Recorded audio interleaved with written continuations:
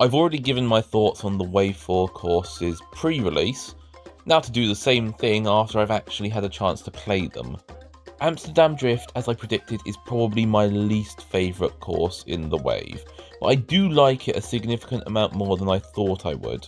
The course still has the issue for me of looking too similar to courses like Berlin and London, but the canal section breaks that up quite nicely, as well as the tulip section, so I don't mind it.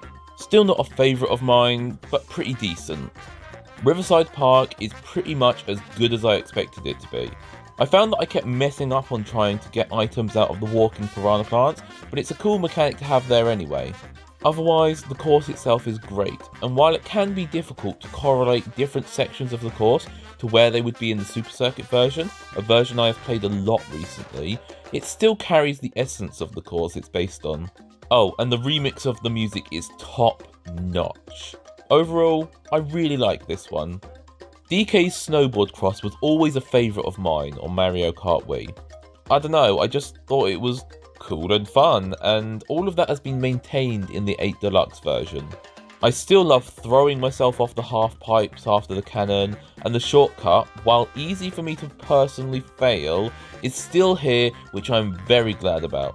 Although I am never trying the double shortcut. Also, a little detail I loved was that when you go through the pink snow, your screen starts to frost up, which I don't think happens in any other course, so it's probably new to this course. And heck, as much as people are sad that they took away the Mii heads replacing the head of the statue, replacing the Mario statue with a Donkey Kong statue is a great positive change.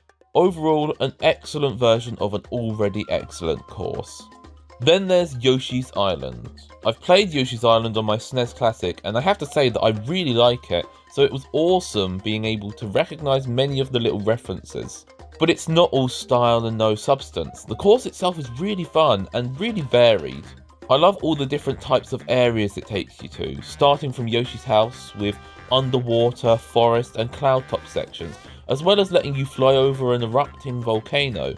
Every part of this course is lovingly crafted to be a love letter to Yoshi's Island, and I for one am all here for it. And don't get me started on the excellent music for this course.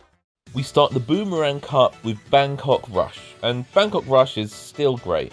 I know many people are disappointed in this one, but I think it's great and it has plenty of variety and doesn't look the same as other tour tracks, which is a nice bonus. Only thing is I don't really have much to say about it, I just think it's solid. DS Mario Circuit is next, and I know that some people find it boring, but I really like it. This to me is the perfect form of the standard circuit course. The forest section adds a little more depth to the environment, and the fire piranha plants make their section of the course pretty difficult actually. I also love the wiggler that comes along on lap 3 in the forest section, although I wish he made an appearance earlier because his impact is much lessened here. Overall though, I really like this one. Waluigi Stadium has always been a great course, and it's no different here. I like how they've handled the piranha plant section, and they've actually incentivized not hugging the left side, which is great. Actually, this is a great time to talk about half pipes because they've become really fun to use, especially as they basically give you a mushroom boost when you land now. This is a really great course with all the personality you hope for in a Waluigi course. And finally, Singapore Speedway. I love this one, and I knew I would love it because I already loved it in Tour, but it's an absolute standout Tour course. Excellent remix for a start, and it looks fantastic. I mean, look at these tree things, they're beautiful. And I mentioned this in my previous video, but this white thing you trick off of, which I thought was a building, I think it might be a sculpture in retrospect, but either way, it's always been a highlight for me, and this is no different. You get shot out of a cannon, glide through boost rings, avoid these swimming Goombas, go on conveyor belts. The moment-to-moment gameplay always gives you something new to be doing that doesn't just feel like you're driving through a city.